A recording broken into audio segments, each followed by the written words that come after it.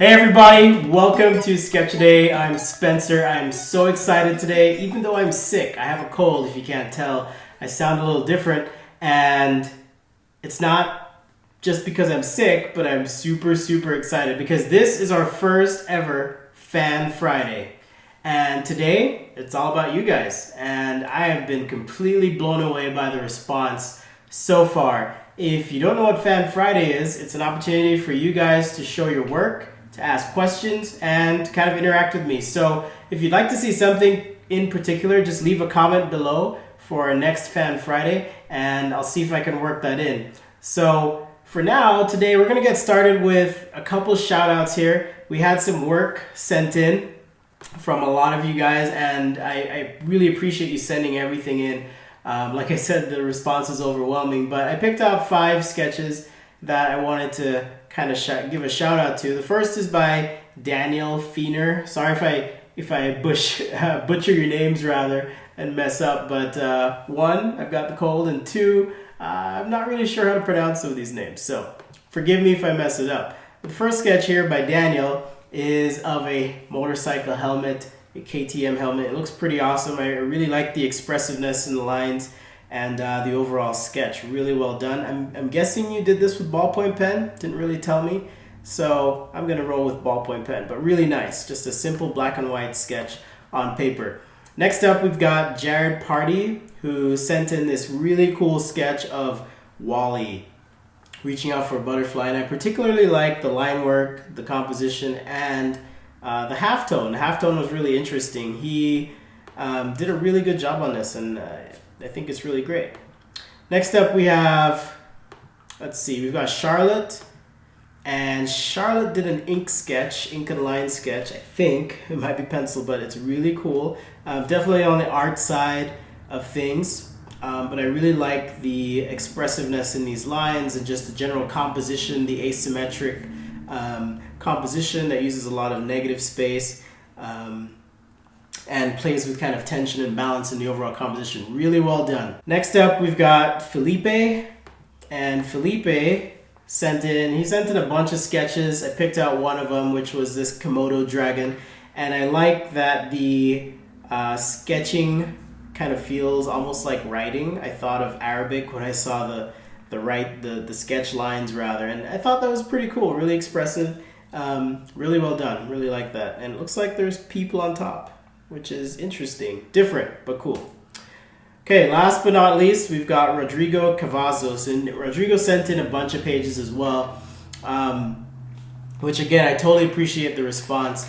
And I picked out one of his ideation pages here. I really like the composition, the flow and variation in scale, as well as the application and use of marker in showing materials, form, and so on. So really well done. Again, super pumped, super excited, and so happy to see so many of you responding. If you'd like to send your work in and show your work here on our channel, you can send me an email to sketchthis@sketchaday.com, and I'll take a look at them and I'll post them up and we can talk about them. It'll be really cool. So again, can't get to everyone, but I'll pick the ones that I think are interesting for this week. One of my favorite things to do is to collect books because I like to learn from others. And no doubt Scott Robertson has been one of the most influential illustrators, designers for so many people. And recently he released 2 books. One is called How to Draw, and I have it here with me today. And it's a great book. It covers a lot of topics ranging from, well, you can't really see that anyways.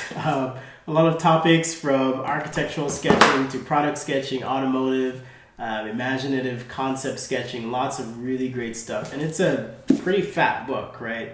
I'll be honest, I haven't read through the whole thing, but I've learned a few things from it so far. And like I said, Scott's been really inspirational. I met him once, really nice guy. Super awesome in person.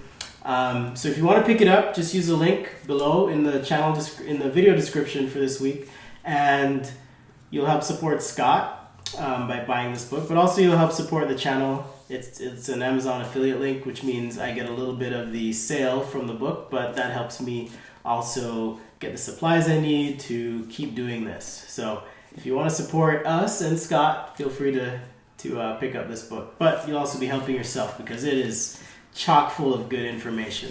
Also, we're fortunate this week. I know it's the first week we're doing this, but been fortunate to come across these guys called Graphmaster. Hopefully you can see that. And Graphmaster, I think they're based in Germany, but I've never seen these markers before. I thought I'd see most, if not all, the different brands of markers. It's an alcohol-based marker, so similar to your Copic marker or Prismacolor marker. Double-sided, you got a chisel tip, and you've also got a bullet tip as well. And the colors and the ink flow are really good. I really, really like these. So what they've done is they've partnered up with me to help us have a little bit of a contest. Who doesn't like a contest? And there's no specific theme here, but what I want you guys to do is to, first of all, post an original sketch to Instagram and tag me at sketchaday.com on Instagram, and also mention your YouTube username. That way I can know if you're from YouTube and if you watch the video, or you can mention your Facebook name, for example. The next is to subscribe to the YouTube channel. So just hit the subscribe button on the channel if you're watching this video. And the third thing is, if you're on Facebook, share this video with at least one friend and post your work in the description of the video, or use any of those other methods to post your work. And what I'm going to do is I'm going to have an anonymous random person help me pick the artwork. It's not going to be based on who has the best sketch, who has the coolest sketch. I just want you guys to show your work and get your stuff out there. Now, what's at stake? Well, they've been kind enough to offer a full set of gray markers and color markers as well to you guys. So check them out if you want. You can go to their website, just Google Graphmaster, or you can go to graphmastermarker.com, graphmastermarker.com, and check it out, okay? So that'll be this week, and at the end of this week, we'll pick someone. So be sure to get your work out there on Instagram, Facebook, and subscribe to the YouTube channel. And one lucky person is going to get a lot of markers. That's all I'll say. Okay, so last but not least, we have some questions from you guys, and I picked two questions. The first is a question from Alex Watson, and Alex says, I had a question related to digital sketching. It's something that I haven't seen anyone go over or clarify. How do you see digital sketching fit in alongside traditional analog methods of ideation? 1, do you normally use digital sketching as a more technical and controlled process following hand sketches, or do you think digital sketches can sometimes be used instead of hand sketching due to quick rendering, shareability, and neatness? And that's a great question, and if you've followed my channel and my presence online, you've noticed that I haven't done a lot of digital stuff. I do use digital sketching. For me, it's more of a refined presentation method, not a quick ideation method, and partly because I just have such a good connection with my pen and my paper that for me that is the thinking tool: pen, pencil, and paper.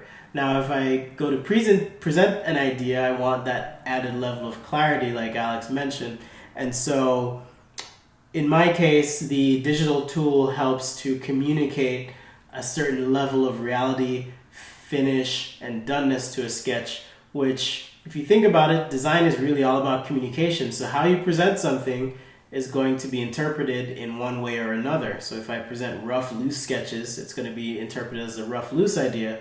And if I present tight digital sketches, it's going to be received as, hey, this is a more finished thing. So I tend to leave that to the last part of a project. I guess if I were to divide it up percentage-wise, I'd say 90% of what I do is analog, pen and paper, and the last little bit is digital. The other question comes from Torsten in Berlin. He asked the question. Well, he says, hello, my dear. Hello, Torsten. I have a question to the inking process. I think my work is losing a bit of soul because my line work is very clean. I learned as a technical draftsman. Maybe you can help me out with a little hint or some advice.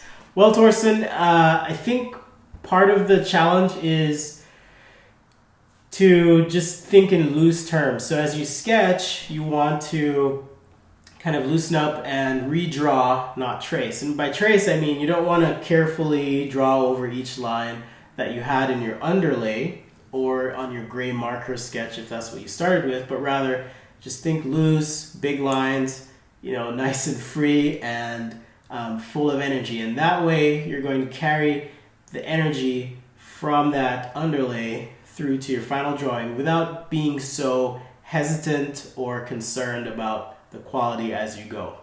Okay, well, thanks again, guys. This has been phenomenal. I just love the response. If you'd like to participate in our next Fan Friday, it's going to happen every single week right here on Sketchaday. Because of you guys, we have 300,000 of you on Facebook. That's right, 300,000. We've got 30,000 people on YouTube that are subscribed, as well as on Instagram. We have about 32,500 of you fans out there. And I am just blown away by how many of you are interested in learning about drawing and sketching. And again, this day is all about you. So for next week, hit me up on Twitter, hit me up on Instagram, Facebook, or send an email to sketchthis@sketchaday.com, and I'll check out your work. I'll look at your questions, pick from those, and then we'll talk about topics as they come up. If you'd like to, you can subscribe to the YouTube channel here at sketchaday.com on YouTube, or on Instagram as well at sketchaday.com. Thanks again. We'll see you next time right here on Sketchaday.